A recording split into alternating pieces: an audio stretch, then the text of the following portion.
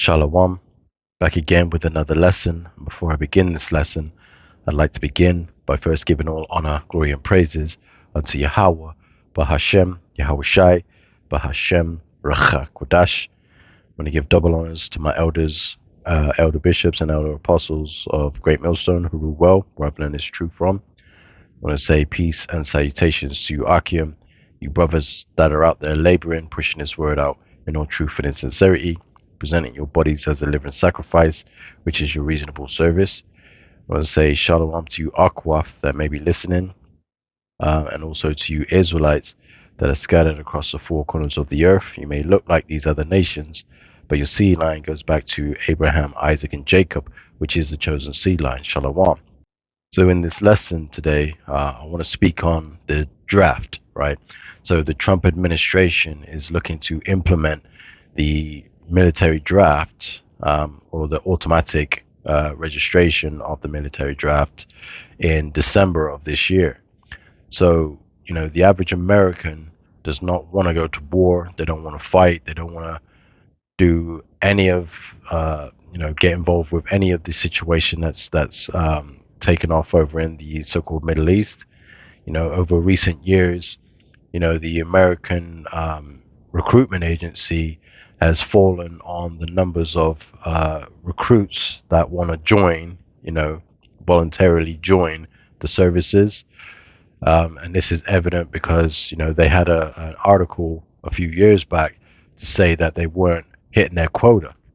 So each month they have a quota to reach, and they weren't hitting that. And a lot of people were opting out of joining the military, which dwindled the forces and the numbers that they need. Right now, with the start of the war in the so-called Middle East, America's now starting to realize that obviously they need to fill their numbers. So they've come up with this plan to get young teenagers that are finishing high school and young males between the ages of 18 to 25, I believe, to automatically be registered, sign up for the draft, right? We even had that in the UK where they're saying that it should be it should be made mandatory that as soon as you come out of school that you join or you do some military service, and then obviously after that, then you go on to do your schooling, further schooling, and sort of go on out into the world, XYZ. Sort of like how they do in Israel, right? So Israel have this thing where they have a mandatory service once you hit a certain age. Like I believe the age is 18, right? But either way, a lot of the average Americans, they don't want to fight. They don't want to join this war. And one of the promises that Donald Trump made is that the United States would not be entered into any new wars, which was a campaign promise that he made. Now, I'm going to read in this article. This website is called Zero Hedge. Now, in Zero Hedge, you'll see a lot of news stories and news reports that you wouldn't otherwise see on the mainstream media. You may hear a little story here and there, but they sort of skim over it and then they move on to the weather or some other news story like the sports. But they don't really stick on the story long enough for you to digest what they're saying. So you sort of miss it and skip over. Well, Zero Hedge, they have a lot of stories that go into a lot of things that are happening in the earth and things that are taking place, so you can sort of digest and dig into it a little bit more, get research up, right? Now, this particular article was posted on the 8th of, or the 9th of April, which was yesterday. And I'm going to read in this article, and just, sort of touch on a few scriptures and then just close it out there. But this article reads, although the Trump administration has framed the war it has waged against Iran as a decisive victory, saving the American people from an inevitable nuclear apocalypse, right? Now, again, this is what they were claiming that Iran was doing. This is what caused the start of the war, is that America and Israel were accusing Iran of trying to enhance their nuclear program to hold ballistic missiles, which Iran denies, but we don't know what was going on. Either way, Israel decided to attack Iran by bombing Tehran, which obviously or caused Iran to retaliate against Israel by sending the missiles over, which drug America into that conflict, right? So as we continue reading, it says the unconceiving that unconceiving narrative does little to shield from the reality that the biggest loser in the conflict is the reputation of the administration itself. It says while Trump built the campaign that led him back to the White House upon a platform of refusing to drag the country into any new conflicts like the endless cycle of regime change wars in the Middle East, right? Because that's one of the campaign promises he made, is that it wouldn't drag America into any new wars. But it reads that has haunted the United States since the dawn of the new millennium, right? That promise has been completely broken little more than a year into his second term in the Oval Office, right? So Trump made the promises to the campaign that he wouldn't do X, Y, Z, he wouldn't do this, he wouldn't do that, he wouldn't drag America into new wars, and every single one of them, he's broken. Basically, he's like a fork-tongued devil. You know, his words were smoother than oil, but with drawn swords, roughly paraphrasing, right? So this is what Trump has done. You know, since he's been in office, it's just constantly brought forth, you know, troubles and more troubles. Now his campaign and his whole administration is looking stupid right now, right? So it says any optimism that the administration will emerge in the image of pro peace ticket voters elected is bleak, meaning the things that he promised in his campaign, people ain't believing that he's going to fulfill that. He's not going to hold to that because he's broken so many things, right? He's broken so many promises. It says, as the 2 weeks ceasefire agreement between the US and Iran de-escalating the latest episode of the return to a non-consecutive foreign policy already hangs on a knife's edge, making a resumption of the conflict seem little more than an inevitability, right? So, you know, recent news: Donald Trump and Iran, or Donald Trump made a ultimatum, gave Iran an ultimatum. If they don't open the Strait of Hormuz, he was going to annihilate or um, wipe out a civilization if they don't open the strait again, right? To which, you know, it come to like 2 hours before the deadline, to where there was an agreement between Pakistan, Iran, and America. Pakistan got involved to say, "Hey, let's talk about this. Let's work this out. We can't have this to where, you know, a lot of people are going to die and there be war crimes and X, Y, Z." So Trump was looking for that out, right, to get out of this war because, you know, recently he's been sort of making the statement that he's won the war, that he's destroyed the military of Iran, so they practically won the war, or he sunk their naval ship, they've won the war.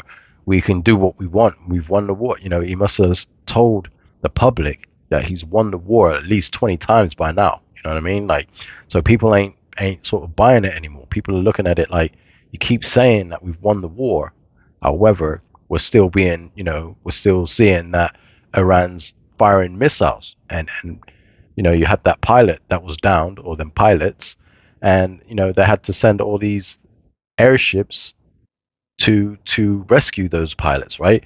Which again also led to a lot of, you know, these aircraft being downed, you know, and obviously it's emerging on the news. So clearly you haven't won the war because Iran is still attacking you, right? So it's you know, it's saying basically like they had this ceasefire, right, in regards to, you know, they came to an agreement, and what the agreement between Iran and America was is that Iran would open the Strait of Hormuz again to allow all the oil to go through, and America would pay reparations for the damages they've done. They would remove all their troops out of the region, and they would not attack Lebanon anymore, right? So that was the ceasefire agreement. right, which lasted all about 10 minutes when Israel decided to start bombing Lebanon. And they must have bombed, I believe it was 150 targets, which is probably one of the biggest attacks that they've done on Lebanon, which clearly Iran was not happy with. And then obviously talks and the ceasefire negotiations failed. And again, Iran closed the Strait of Hormuz again. So left the whole region in an uproar. Now, that's part of biblical prophecy because it says that this war is going to happen, right? Now, I'm going to read in the book of Isaiah, chapter 55, verse 11. And it reads, So so shall my word be that goeth forth out of my mouth. It shall not return unto me void, but it shall accomplish that which I please. And it shall prosper in the thing whereto I sent it. Right? So what was one of the prophecies that was going to happen in that region? Right? So when we look at the book of Joel, chapter 3, I'll start at the 9th verse. So this is Joel chapter 3, verse 9. It says, Proclaim ye this among the Gentiles, prepare war. Now the Gentiles are the other nations outside of the nation of Israel. It says, Proclaim ye this among the Gentiles, prepare war. So war is prepared in that region, right? It says, Wake up the mighty men, let all the men of war draw near, let them come up. So all the nations are getting ready to being drawn into a conflict, a global conflict. It says, verse 10, Beat your plowshares into swords and your pruning hooks into spears. Now you have these nations that have an agricultural economy, or so they would spend their GDP, right, which would be like the country's treasury or their money, instead of them spending it on agriculture and building up their farming industry and progressing and making farmland XYZ, they're now spending that money, the GDP, on their military industry. They're building up their military.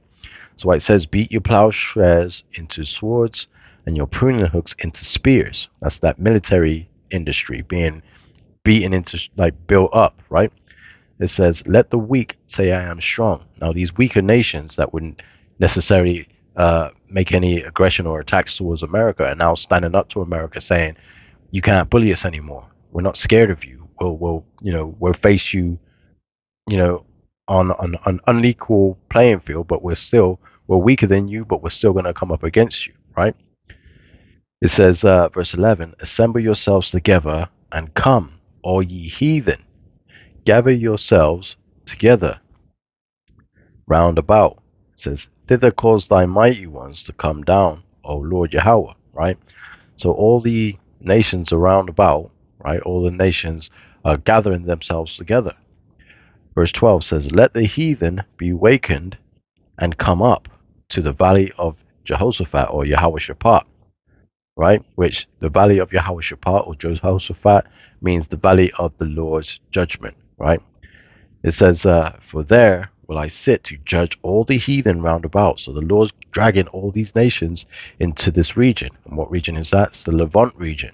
That's where you have Iran, Iraq, Yemen, all that area. That's the Levant region where the Lord is going to judge all nations, right? So as we read that, right, I'm going to stop there and I'm going to go back to the article and I'm going to continue reading the article, right? Because again, this is why we say I wanted to do this lesson on the draft, is because it's getting to that time where they're going to need to replenish those dwindling recruitment numbers, right? That's what this is all about, right? It says the pessimism that more wars lie ahead have been amplified by a new policy being advanced by the Trump administration that forecasts an even more bellicose future for the country, as the Selective Service System, the SSS, has begun to take measures to automatically register eligible men for a potential military draft that could, which will be, because obviously it's prophesied, that could be enacted to quench the bloodthirst of the warmongers who have once again taken control of America's foreign policy. Now, you see this sign here. You have the "I want you." It's the Uncle Sam image, but it's got Donald Trump in it. And obviously, you see the country that America's allied with, right? Who they call their best friends, their best allies, right? But we understand that's the nation of Israel, right? The one that started the war by attacking Tehran in Iran, right? So this is why people have a big issue with the draft, because obviously they understand what this is all about and who started this war, right? So the American people, they don't want to fight for these elites, these corrupt elites, that are all part of the Epstein files and Epstein class and all that. They don't want to send their children or their sons and daughters off to fight a war because of these people, right? And this is why a lot of people have a lot of issues with this war, right? So I'll continue reading and I'm going to get back into the scriptures, right? It says, starting in December 2026, men between 18 and 25 years old will automatically be registered into the U.S. military draft pool. Now, it doesn't say women there, but women more than likely are going to also be drafted into that as well, right? You have female military service women that are also in the war. A lot of them are the ones that signed up voluntarily because they wanted those benefits. They thought, oh yeah, we can sign up to the military. We won't have to go to war. We'll get the benefits. We'll get all the money, the sign up bonuses and all this other stuff, and we could just retire and have a pension and all this other stuff. But they didn't realize or use wisdom that if a war kicks off, you're going to the front lines. You know what I mean? And a lot of women are finding that out now that are in the draft. So when the war gets escalated and gets even worse, they're going to be not only coming for older people, they may be coming for younger too. You know what I mean? I'm not saying that anyone younger than 18, but perhaps they may go for 16-year-olds, even younger. In some cases, they can do little things here and there until, because again, you have these corrupt elites that are pulling the strings. They want to fight and take out Iran, basically. They want to take out that whole Middle East. They want to be able to control it and put a central bank in that region. That's what they're looking for, right? So as I continue reading, it says this requirement went into effect on December 18th, 2025, when President Trump signed the fiscal year 2026 National Defense Authorization Act, the NDAA, right, into law. It says a proposed rule submitted by the SSS to the Office of Information and Regulatory Affairs on March the 30th has initiated the implementation of the technical infrastructure necessary to transfer registration for the draft from eligible individuals to an automated process that will integrate disparate federal data systems. It says all male U.S. citizens from 18 years old to 25 years old continue to be required by federal law to register with the SSS within 30 days of their 18th birthday until the automated system goes in effect in December 2026. Young men failing to register for the draft pool are in violation of the Military Selective Service Act, right? The MSSA, and face penalties including ineligibility for federal programs and a fine up to $250,000 or 5 years imprisonment, right? So again, they're looking to make it a federal crime not to register for the draft until the system comes in place. So they want you to do it now, but when the system comes into place, it'll automatically be registered on your 18th birthday. So you won't have a choice, right? So now as we go back to the scriptures, right? It says here in verse, this is Joel chapter 3, verse 13. It says, "Put ye in the sickle, for the harvest is ripe. Come, get you down, for the press is full, the fats overflow, for their wickedness is great." It says, multitudes, multitudes in the valley of decision. For the day of the Lord Yahweh is near in the valley of decision, right? So the Lord's judgment. So a lot of people are getting ready to be drafted and sent over to Iran to face the judgment of the Lord, which is going to be, which ultimately will escalate into a huge global conflict, right? So in the draft, a lot of our people, the 2/3, are going to be drafted into that war. You know what I mean? They need to be judged. It says judgment shall first begin at the house of Israel, right? So the house of Israel, the 2/3, getting ready to go through it.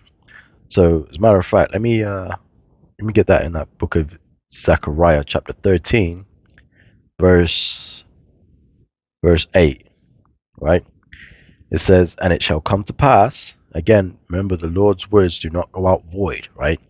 But it says here in Zechariah chapter 13, verse 8, it says, and it shall come to pass that in all the land, saith the Lord Yahweh, 2 parts therein shall be cut off and die, but the third shall be left therein. Right? So 2/3 of our people, the wicked ones of our people that refuse to hearken unto the Lord, refuse to repent, don't really care about what is going on about the truth. They don't care about none of that. They just want to live their lives and be wicked. But then you have the 1/3, right, which is the elect. The elect, these are the ones that the Lord's going to deliver through these troublesome times. These are the ones that repent to the Lord and stick to exactly what the Lord has commanded of us, right? So this is what's getting ready to happen with the 2/3. The 2/3 are going straight to the front lines, right? Because of their wickedness and their rebellion, right? Now, I'm going to jump over to the book of Revelation, chapter 11, and I'm going to read verse 14, because when it talks about woe, like the first woe, that's talking about World War One. It says here in the book of Revelation, chapter 11, verse 14, it says, the second woe is past, meaning the Second World War has already passed, and that's in recent history, right? But it says here, and behold, the third woe cometh quickly. That third woe is that Third World War that's getting ready to happen in the so-called Middle East, right? In the Levant region, over there by Iran, Iraq, Yemen, all that area, right? So that's where the 2/3 or the people that get drafted are going. So if you go to that war, you ain't coming back. Like that's where you're getting, the decision, like the valley of the Lord's decision, right? The Lord's judgment. So we understand that the woes are talking about the destruction, right? Now, when we read further on, I'm going to read in the book of Second Ezra's. I'm going to read chapter 15, right? Because it says here, this is, I'm going to start from the top. So this is Second Ezra chapter 15, verse 1. It says, behold, speak thou in the ears of my people the words of prophecy. Now, starting with the head apostles and elders and elder bishops of Great Millstone, to the like-minded brothers that are teaching the same doctrine of Great Millstone on down, the Lord, we've been taught this truth. We've been on the highways and hedges, warning the people, trying to warn the people, giving the people the heads up of what's getting ready to happen. But the people, like a lot of the people, they can't hear it, they can't receive it, because the Lord has blocked their ears from receiving it, blocked their minds from receiving it, right? Now it says, behold, speak thou in ears of my people the words of prophecy, which I will put in thy mouth, saith the Lord. Now, as I mentioned, starting with the head apostles and elder bishops of Great Millstone, their work that they put in over the decades has, bared a lot of fruit. I myself can sort of say that I'm part of that fruit, because I'm out on our highways and hedges, trying to reach the people as we've been commanded to do. It's an honor to be able to do that for the Lord, to work for the Lord exactly as He's commanded. It's an honor to be around such great men, right? Verse 2 says, and cause them to be written in paper, for they are faithful and true. So when we read out the scriptures, everything that we talk about, everything we preach about, everything we teach about is in the scriptures, because it's faithful and it's true, right? It's not an exaggeration. Over the last few years, we've seen prophecy just fall off the pages, and we explain it now. People are really starting to pay attention to what we're saying. When you look at Christianity, We live rent free in Christianity. Christians' minds. We live rent free because they're always talking about the Hebrew Israelites now, because so many people are tuning in, because obviously we're the only ones that's bringing out the prophecies, right? As we continue reading verse 3, it says, "Fear not the imaginations against thee," right? So you have a lot of people that talk, they scoff against us. A lot of these Christians, especially, they say, "Oh, the Hebrew Israelites, they're teaching false doctrine, X, Y, Z," whatever they say, right? But it says in verse 3, "Fear not the imaginations against thee. Let not the incredulity of them trouble thee that speak against thee." And the word incredulity just goes into their unbelief. Just don't let that unbelief trouble you, because obviously they're gonna unbelieve. They're gonna, say that we're speaking false doctrine. We're not in slavery. We're not in captivity anymore. The laws are done away with. Don't listen to them. Hebrew Israelites, they're a cult. Whatever they say, like, just let them keep speaking. Just for us men of the Lord, our job is just to preach, prophesy to the wind, right? Whether they hear or whether they forbear, right? Verse 4, it says, "For all the unfaithful shall die in their unfaithfulness," right? Because they're unfaithful, they don't believe. But when it comes to trouble, when trouble comes, they have no covering. They have no covering from the Lord, only the elect, right? So the two-thirds are the ones that don't believe, that don't want to hear the words of the men that are on the highways and hedges, that the Lord put his word in their mouths, right? They don't want to hear those words because we're a cult. We're teaching false doctrine. We're not teaching love and happiness and all this other stuff. When it strictly says in the scriptures that the Lord uh, uh, came to divide, for division. He didn't come to send peace on earth, he rather division, right? Roughly paraphrasing, right? So as we continue on, right, this is what it says for those unbelievers. It says, "Behold, saith the Lord, I will bring plagues upon the world, the sword, famine, death, and destruction." That's what's getting ready for those people that don't believe, that don't repent, that don't want to get the truth, don't want to understand it, right? Even though the Lord has caused them to not receive it, again, those people have been rejected. They're getting ready to face that judgment. Famine, sword, death, destruction, all that's coming for them, right? For the heathen and for the two-thirds, right? But the one-third are going to be delivered out of that, right? The one-third is the elect, right? Verse 6, it says, "For wickedness hath exceedingly polluted the whole earth, and their hurtful works are fulfilled." Like, the Lord is sick and tired of seeing the wickedness that these rebellious people and these heathen have been portraying in the earth this whole time. The wickedness, right? And the Lord's just done with it. He's putting his hands together. He's just wiping his hands of all of this, right? He's done with it, right? Verse 7 says, "Therefore saith the Lord, I will hold my tongue no more as touching their wickedness which they profanely commit, neither will I suffer them in those things in which they wickedly exercise themselves." It says, "Behold, the innocent and righteous blood crieth unto me, and the souls of the just complain continually." Right? So the souls of the just are the men that are out there on the highways and hedges that are complaining continually about this wickedness in the earth, the stronghold that Christianity has on our people, the wickedness that they teach, the wickedness, the lies that they teach, the wickedness of the elites, like the Epstein file, the Epstein class, the Epstein whole situation, all the other wickedness that's going on in the earth, and we just constantly complaining about everything that these heathen and these wicked Israelites are doing, right? So we complain continually. So when the Lord gets ready to judge this place, it's not like the Lord doesn't send out his men to warn the people, right? If you look at Jonah in Nineveh, Jonah went out to warn the people and until they repent, right?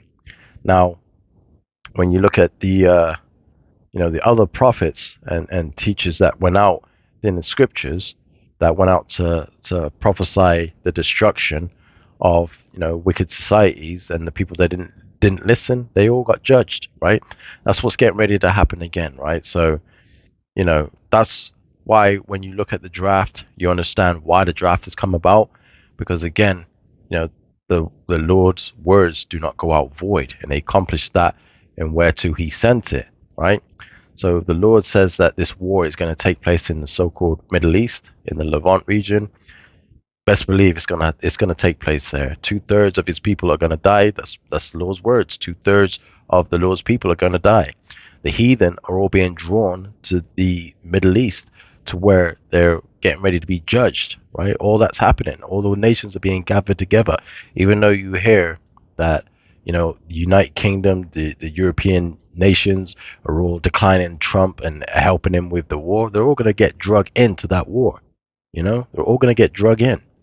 And when Russia and China and Korea and all these other nations join with Iran, and the dragons of Arabia all come together, Turkey and all that, it's up. It's up for America. We're on the verge of this whole thing collapsing. That the um, mark of the beast, the micro C hip, being implemented in the earth. This is getting ready to happen. The economy falling. All that's getting ready to happen because it was prophesied to happen, right? So I'm gonna leave it there. I think I've made my point. But I pray that this lesson has been edifying through the spirit and power of Yahweh Bahashem, Yahweh Shai. I want to give double honors to the elders and apostles and elder bishops of Great Millstone who rule well, rather than it's true from. I want to say peace and salutations to you, hopeful elect. And with that, I'm going to leave it there. It's on to the next one, Lord willing. Shalom.